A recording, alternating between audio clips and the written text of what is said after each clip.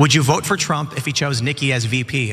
And would you guys vote for Trump? Well, that's the question that I asked you specifically. Well, I would not only not vote for that ticket, I would advocate against it as strongly as I could. Wow. Yeah.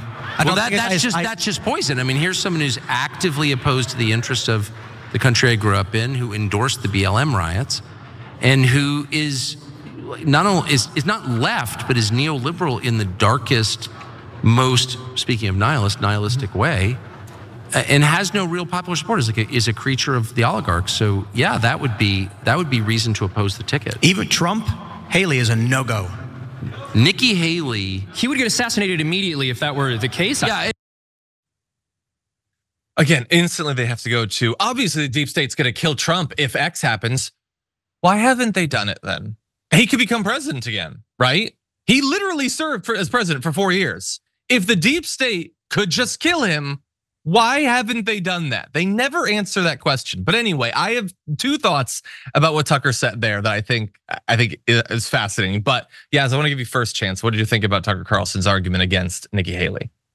He used so many big words and he just smushed them all together to like maybe have made a coherent thought. I'm really not sure.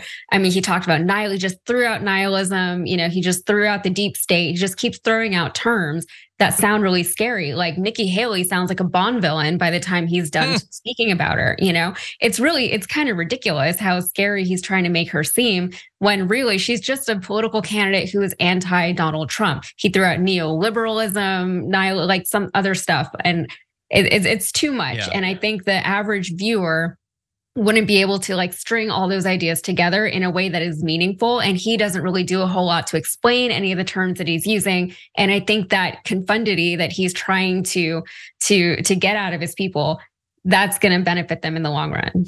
Well, look, I don't think that's an accident. I think that Tucker Carlson very clearly, his text messages following January 6th made clear he has literally no respect for his audience. He was super clear that he lies to them because he knows they'd turn against him if he didn't. He hates Donald Trump, but he still to this day pretends that he doesn't. It was super clear behind closed doors what he thought. It's super weird, by the way, that doesn't turn off more of his audience that he hates them, but whatever. He's not confusing them accidentally. He's confusing them on purpose. Because were they to understand what he actually supports, they would not support it. His argument there is, to his viewers, don't support Nikki Haley as VP because she's a creature of the oligarchs. Instead, support Donald Trump, a literal oligarch. Does that not strike the viewers as odd? That she does the work of billionaires, he's a billionaire. She does the work of trying to deregulate and lower taxes. He literally did it as president. It doesn't make any sense. And then he attempts to seem like he's being reasonable, saying, she's not left, but very, very bold stance there. Nikki Haley, a literal neoconservative, isn't a communist or anything. These words mean nothing. Okay, to them by design. I'm not saying that Tucker Carlson is so stupid that he doesn't understand that in theory these words have meaning. He just wants the words not to have any meaning so he can use them to bludgeon his viewers over the head.